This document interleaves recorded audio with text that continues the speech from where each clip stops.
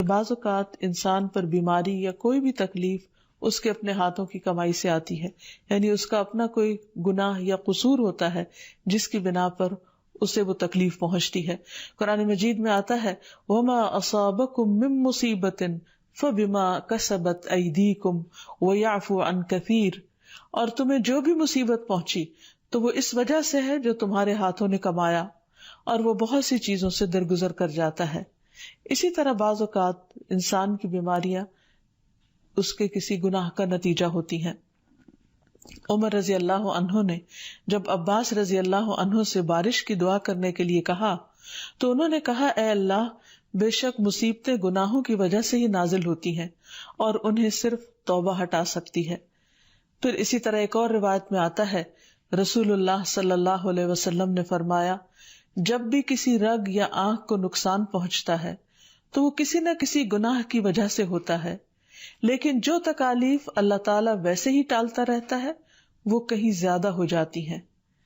پھر اسی طرح بعض بیماریاں انسانوں کے اعلانیہ گناہوں کی وجہ سے بھی ہوتی ہیں، جیسا کہ ایک حدیث میں آتا ہے جب کسی قوم میں بدکاری عام ہو جاتی ہے اور وہ اعلانیہ اس کا ارتکاب کرتے ہیں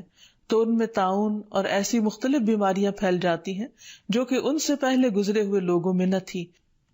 ابو امامہ باہلی سے روایت ہے کہ نبی صلی اللہ علیہ وسلم نے فرمایا جس بندے کو بھی بیماری سے پچھاڑ دیا گیا ہو تو اللہ تعالیٰ اسے جب بیماری سے اٹھاتا ہے تو وہ پاک ہوتا ہے۔ تو یہ ایک حقیقت ہے کہ انسان کے گناہ اس کے لیے مشکلات کا سبب بنتے ہیں۔ امام ابن القیم الجوزیہ لکھتے ہیں،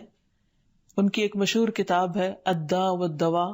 بیماریاں اور علاج، اس میں وہ کہتے ہیں کہ کوئی بھی گناہ ایسا نہیں کہ جس کے اثرات نہ ہوں۔ انسان سے چھوٹی یا بڑی جو بھی کوئی غلطی صادر ہوتی ہے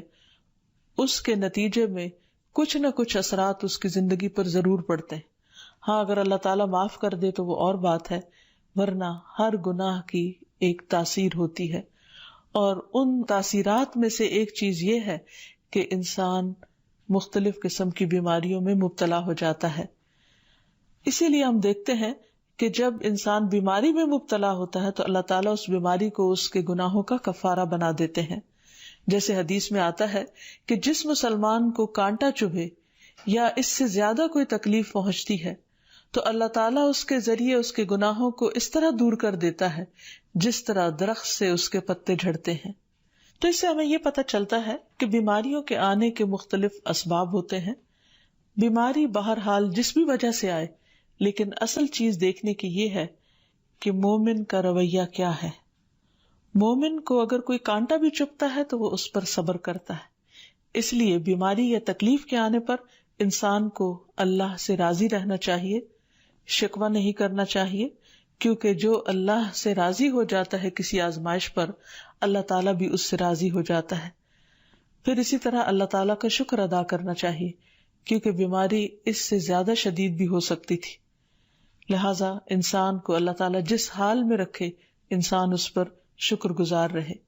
پھر یہ کہ انسان کسی بھی بیماری میں کسی بھی قسم کی ہو اور زندگی کے کسی بھی حصے میں ہو، اس میں مایوس نہ ہو، پر امید رہے کہ بیماری دور ہو جائے گی۔ پھر اسی طرح اگر بیماری طول پکڑ جائے تو انسان کو گھبرانا نہیں چاہیے، کیونکہ ہر گزرنے والا لمحہ انسان کے درجات میں اضافے کا سبب بنتا ہے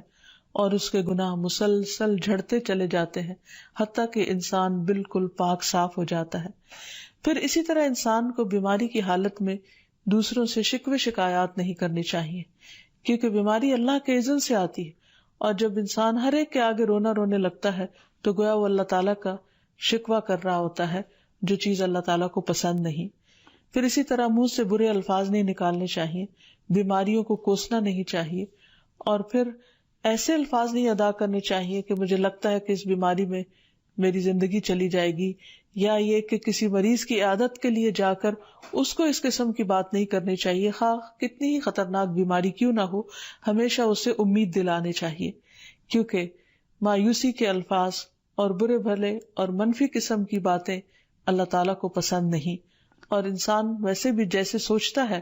پھر اس کے ایکشن اس کے مطابق ہونے لگتے ہیں۔